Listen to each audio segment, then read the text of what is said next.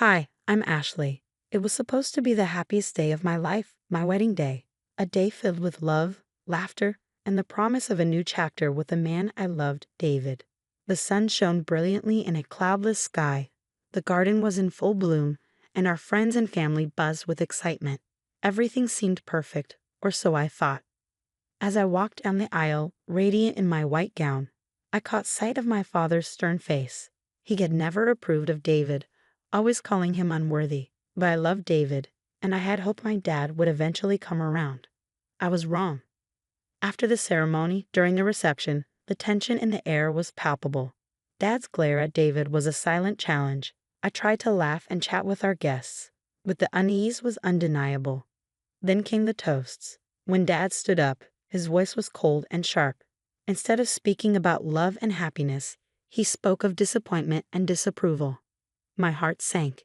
David squeezed my hand under the table, offering silent support, but Dad wasn't finished. He directed his venomous words straight at David, accusing him of being unworthy of me. David stood up, his face flushed. I love Ashley, and I will spend my life making her happy. That's more than enough, he declared. Dad snorted. You make her happy. You'll ruin her life. I stood up, pleading, Dad, please, this is our day. Before I could finish, Dad's hand flew through the air and struck me across the face. A collective gasp rippled through the room. The physical pain was sharp, but the shock and humiliation cut deeper. My cheek burned as tears blurred my vision. David lunged at Dad, his voice a roar. How dare you touch her? Fists flew as their anger and hurt erupted. Uncles and cousins rushed in to separate them. But the fight spiraled out of control. The sounds of the wedding band were drowned out by shouts and crashing furniture. In the chaos, I felt a pair of arms wrap around me. It was Mom. Her eyes were filled with tears. I'm so sorry, Ashley. The wail of sirens pierced the air. The police, called by Mom, arrived and waded into the fray. They pulled Dad away, his face twisted with fury. He hurled curses as they handcuffed him and led him to the police car. The guests stood in stunned silence. The garden, once a place of celebration, now looked like a battlefield. Broken glass, overturned chairs, the remnants of what should have been a day of love. I looked at David, his lip bloodied, his eyes filled with a mix of rage and sorrow. He came over and hugged me tightly. I'm so sorry, Ashley. This isn't how I wanted our day to be. I leaned into his embrace, feeling the pieces of my heart breaking and rearranging. This was not the wedding day I had dreamed of, but it was a turning point, a moment that made me realize there was no going back. It was time to face the truth about my family, my father, and the life I was choosing with David. As the last of the guests left, whispering words of comfort and confusion, I knew this disaster was just the beginning. It was the start of a journey I never expected, a journey of standing up for myself, for my love, and for the life I deserved. A journey of confronting the past, seeking justice, and finding peace. And it all began on what was supposed to be the happiest day of my life. The morning after my wedding was nothing like I had imagined. There was no joyful breakfast with family, no reminiscing about the beautiful ceremony. Instead, I woke up with a stinging cheek and a heavy heart. David was already up, pacing in our small living room, his face tight with anger and worry. Ashley, we can't just let this go, David said, his voice firm. I nodded, staring at my hands. I know, but what can we do? He's my father. Your father? He assaulted you at your own wedding. That's not a father, that's a bully. I sighed deeply. He was right. Dad's actions were unforgivable. I had always hoped for his approval, but now I realized that dream was over. As we sat at our small kitchen table, David and I began to plan. We couldn't let Dad get away with what he did, not just for us, but for everyone he had hurt with his toxic behavior. I think we should start by talking to the family, I suggested. If we can get them on our side, it'll be harder for him to deny what he did. David agreed. And what about legal action? Should we press charges? I hesitated. I don't know. I want justice. But I don't want this to drag on and consume our lives, I said softly, my voice edged with uncertainty. David looked at me, his eyes filled with understanding but also determination. We'll do whatever you're comfortable with, Ashley, but he can't get away with this. The next few days were a blur of phone calls and meetings. I reached out to my aunts, uncles, and cousins, anyone who had witnessed Dad's outburst. To my surprise, many were more supportive than I expected, sharing their own stories of Dad's abusive behavior. I always knew he had a temper, but I never thought he'd do something like this, my Aunt June said, shaking her head in disbelief. We're with you, Ashley. It's time someone stood up to him. My cousin Mike added, yeah, it's about time. With each conversation, my resolve strengthened. This wasn't just about me anymore. It was about breaking a cycle of abuse that had gone on for far too long. David and I also met with a lawyer, a no-nonsense woman named Miss Henderson.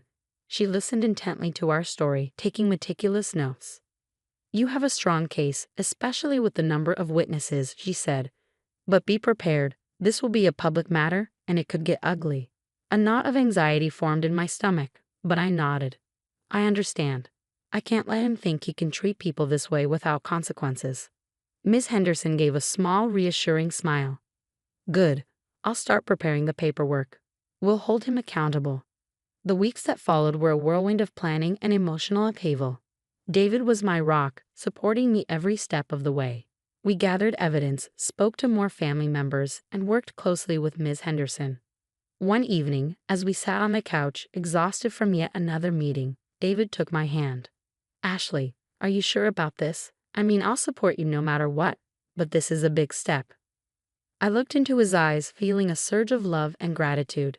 Unsure, David. I've been pushed around in silence for too long. It's time I stood up for myself. David squeezed my hand. Then I'm with you every step of the way. That night, as I lay in bed, I felt a mix of fear and determination. I was about to embark on a journey that would change my life forever. But deep down, I knew it was the right thing to do. For the first time in a long time, I felt in control of my own story. I was ready to write the next chapter. In the days leading up to the confrontation with my father, it felt like living in a suspenseful movie. David and I were neck deep in our plan, gathering evidence of Dad's toxic behavior. It was heart-wrenching and empowering all at once. One sunny afternoon, I met my cousin Lisa at a local coffee shop. She had always been a bit hesitant around family matters. But as I shared my story, she opened up. Ashley, I've seen it too. At family gatherings, he's always so controlling and mean. I remember once he made Tommy cry just because he spilled some juice. Her words added to the growing pile of testimonies. It wasn't just me. Dad's behavior had affected so many of us. Later that week, David and I met with my Uncle Rob, Dad's brother. He had always been quiet, the type to avoid conflict. But this time, he spoke up. He's always been like this, Ashley. I wish I'd done something sooner. Your mom, she suffered a lot because of him. His admission shocked me. Mom had always seemed so strong, so resilient. I had no idea. With each story, the picture became clearer and more disturbing. Dad wasn't just difficult, he was abusive. A bully who had hurt his family for years. And it was time for it to stop. The day of the confrontation arrived. My heart pounded as David and I drove to my parents' house. This was it, the moment I would finally stand up to my father. Dad opened the door, his face a mixture of surprise and suspicion. Ashley, what are you doing here? And you brought him. I took a deep breath. We need to talk, Dad. We sat in the living room, the tension so thick it was hard to breathe. David was beside me, his presence a silent pillar of strength. Dad, for years you've hurt us, not just me, but Mom, Uncle Rob, Lisa, everyone. It needs to stop. Dad's face turned red with anger. What are you talking about? I've done nothing but take care of this family. I pulled out the written testimonies, the evidence of his behavior. This is what I'm talking about. Your anger, your control, your abuse. He snatched the papers from my hand, skimming them quickly. This is nonsense. They're all ungrateful, just like you. Dad, please, I pleaded. Just read them. Understand the pain you've caused. For a moment, there was silence as he scanned the pages, but then he threw them down. I don't need to take this. I've done nothing wrong. I felt a wave of disappointment and anger. Dad, all we're asking for is an apology, an acknowledgement of what you've done. His voice was icy. You'll get nothing from me. You and your husband should leave. David stood up, placing a hand on my shoulder. We tried, Ashley. We tried. As we walked out, my emotions were a whirlwind. Disappointment, anger, sadness. Above all, there was a newfound determination. Dad's refusal to apologize only solidified my resolve. I was going to see this through, no matter what. The drive back was quiet.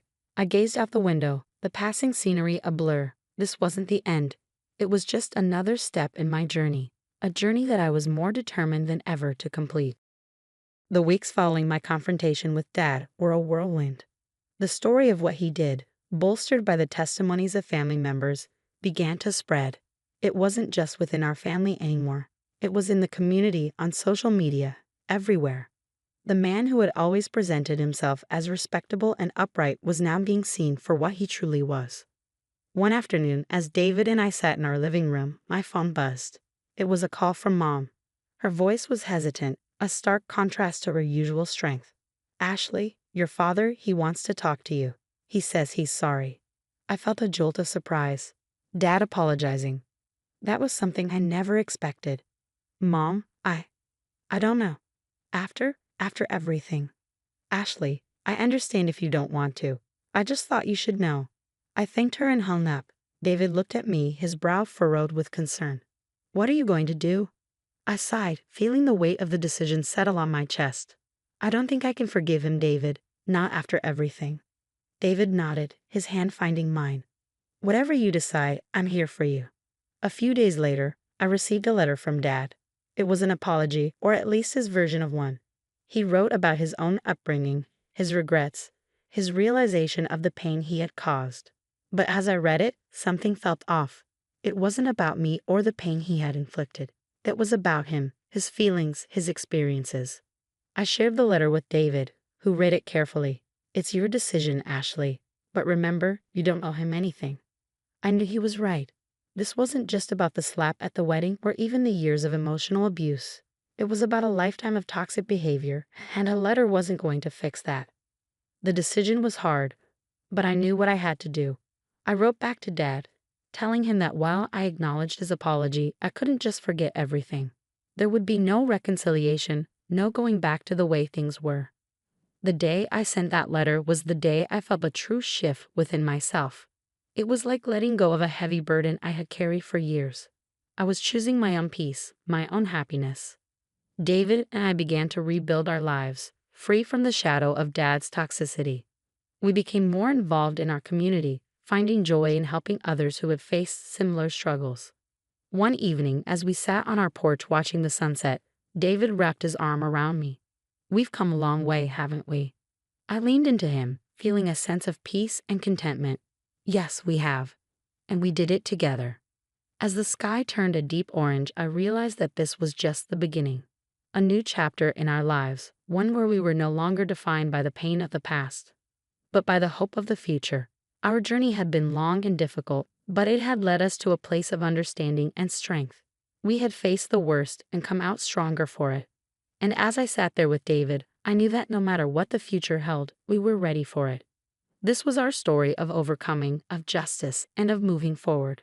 It was a story of empowerment, a testament to the resilience of the human spirit. And as I looked up at the stars beginning to twinkle in the evening sky, I knew that our story was far from over. It was just beginning. Discussion. Has Ashley's decision to not reconcile with her father, despite his apology, been the right one? Was it a show of strength and self-respect, or could it be seen as an inability to forgive and move on?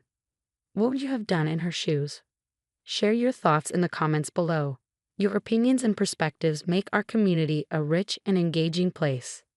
If you enjoyed this story and want to see more, don't forget to like this video and subscribe to our channel.